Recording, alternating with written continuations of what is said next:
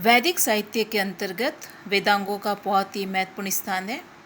वैदिक साहित्य अत्यंत विशाल और कठिन था और इसे समझ सकना सामान्य बुद्धि के परे था। अतः वेद के अर्थ को सरलता से समझने तथा वैदिक कर्मकांडों के प्रतिपादन में सहायता देने के निमित्त एक नवीन साहित्य की रचना हुई, जिसे वेदांग कहा जाता है। वेदांगों की संख्या 6 है, जिनका ज्ञान वेद के यथार्थ ज्ञान के लिए अत्यावश्यक है। ये 6 वेदांग है: शिक्षा, कल्प, व्याकरण, निरुक्त, छंद तथा ज्योतिष। इनका अलग अलग विवरण इस प्रकार से है। पहले शिक्षा। सायण के अनुसार जो स्वर, वर्ण आदि के उच्चारण के प्रकार का उपदेश देती है वह विद्या शिक्षा है। अर्थात वैदिक मंत्रों के शुद्ध उच्चारण तथा शुद्ध स्वर क्रिया की विधियों के ज्ञान के निमित्त जो साहित्य है उसे शिक्षा कहा जाता है। इसे वेद रूपी पुरुष की नाक कहा गया है। प्राचीन युग में वेद मंत्रों के शुद्ध उच्चारण तथा स्वरों के ज्ञान का बड़ा महत्व था। पाणिनीय शिक्षा में वर्णित है कि स्वर अथवा वर्ण से हीन मंत्र मिथ्या प्रयुक्त होने के कारण सही अर्थ का प्रतिपादन नहीं करता है, अपितु वह वाग्वच बनकर यजमान का ही नाश कर डालता है। वैदिक शिक्षा संबंधी प्राचीनतम साहित्य प्रतिशाख्य है। बाद में इसी के आधार पर याज्ञवल्क्य शिक्षा, नारद शिक्षा, पाणिनीय शिक्षा आदि कई ग्रंथों की रचना की गई थी। दूसरा वेदांग है कल्प। वैदिक यज्ञों की व्यवस्था तथा गृहस्थाश्रम के लिए उपयोगी कर्मों का प्रतिपादन करने के निमित्त कल्प नामक वेदांग का प्रणयन हुआ। छोटे छोटे वाक्यों में सूत्र बनाकर सभी महत्वपूर्ण विधि विधानों को इसमें प्रस्तुत किया गया। इन सूत्र ग्रंथों को ही कल्प कहा जाता है। इनकी रचना वैदिक साहित्य के अत्यंत विस्तृत हो जाने के कारण यज्ञ नियमों को व्यवहारिक उपयोग के लिए संक्षिप्त बनाने के उद्देश्य से की गई थी। कल्प सूत्र मुख्यतः 4 प्रकार के हैं: स्रोत सूत्र, गुह्य सूत्र, धर्म सूत्र तथा सुल्व सूत्र। सबसे पहले स्रोत सूत्र। स्रोत से तात्पर्य श्रुति अथवा वेदों से संबंधित यज्ञ भाग है। वेदों में वर्णित यज्ञ भागों का क्रमबद्ध विवरण हमें स्रोत सूत्रों में मिलता है। इसके अध्ययन से हम उस काल की धार्मिक रूढ़ियों एवं परंपराओं का ज्ञान प्राप्त कर सकते हैं। चारों वेदों से संबंधित अलग अलग स्रोत सूत्र हैं। ऋग्वेद के 2 स्रोत सूत्र हैं, आश्वलायन तथा शांखायन। यजुर्वेद के कात्यायन, आपिस्तम, हिरण्यकेशी, बोधायन, भारद्वाज, मानव तथा वैखानस। सामवेद के लाट्यायन, द्रायण तथा आर्षे और अथर्ववेद से संबंधित स्रोत सूत्र वेतान हैं। गुह्य सूत्र। इनमें गृहस्थाश्रम से संबंधित धार्मिक अनुष्ठानों तथा कर्तव्यों का वर्णन मिलता है। गृहस्थाश्रम के संस्कारों, यज्ञों आदि का विस्तार पूर्वक वर्णन इसमें प्राप्त होता है। कौशिक गुह्य सूत्र में चिकित्सा तथा देवी आपदाओं के निवारण के लिए मंत्र दिए गए। गुह्य सूत्रों के अध्ययन से प्राचीन भारत के गृहस्थ जीवन के विषय में अच्छी जानकारी मिलती है। प्रमुख गुह्य सूत्र हैं सांखायन, आश्वलायन, बोधायन, हिरण्यकेशी, भारद्वाज, पारस्कर, गोभिल आदि। धर्म सूत्र।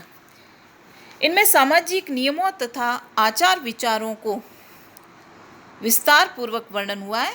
वर्ण धर्म, राजा के कर्तव्य, प्रजा के साथ संबंध, प्रायश्चित विधान, न्यायालयों की व्यवस्था, कराधान, नियोग के नियम, गृहस्थ के नित्य नैमित्तिक कर्तव्यों का सम्यक विवरण धर्म सूत्रों में प्राप्त होता है। प्रमुख धर्म सूत्र हैं वशिष्ठ, मानव, आपस्तंभ, बोधायन, गौतम धर्मसूत्र आदि। इन्हीं से आगे चलकर स्मृति ग्रंथों का विकास हुआ था। शुल्ब सूत्र। शुल्ब का अर्थ नापने की डोरी होता है। इनमें यज्ञ वेदियों को नापने, उनके स्थान चयन तथा निर्माण आदि का वर्णन है। ये आर्यों के ज्यामिति ज्ञान के परिचायक हैं। तीसरा वेदांग है व्याकरण। शब्दों की मीमांसा करने वाले शास्त्र को व्याकरण कहा गया है। इसका संबंध भाषा संबंधी समस्त नियमों से है। इसे वेद रूपी पुरुष का मुख बताया गया है। प्राचीन शास्त्रों में व्याकरण की महत्ता का प्रतिपादन किया गया है। वैदिक साहित्य की रक्षा, नए पदों की कल्पना, साहित्य का सरलतापूर्वक अध्ययन, वैदिक शब्दों के विषय में उत्पन्न संदेहों के निवारण आदि की दृष्टि से व्याकरण का ज्ञान आवश्यक है।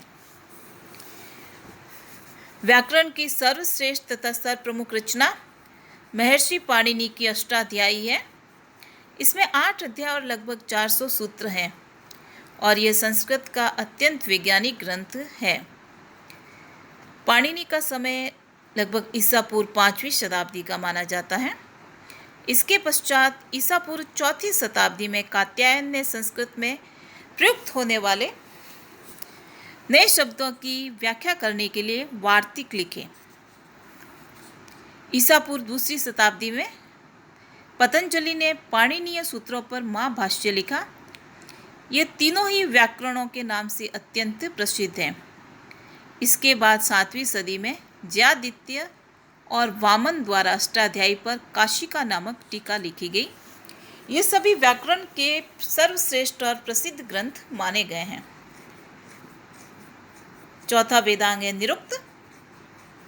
वेद के कठिन शब्दों का संकलन निघंटु नामक ग्रंथ में हुआ है।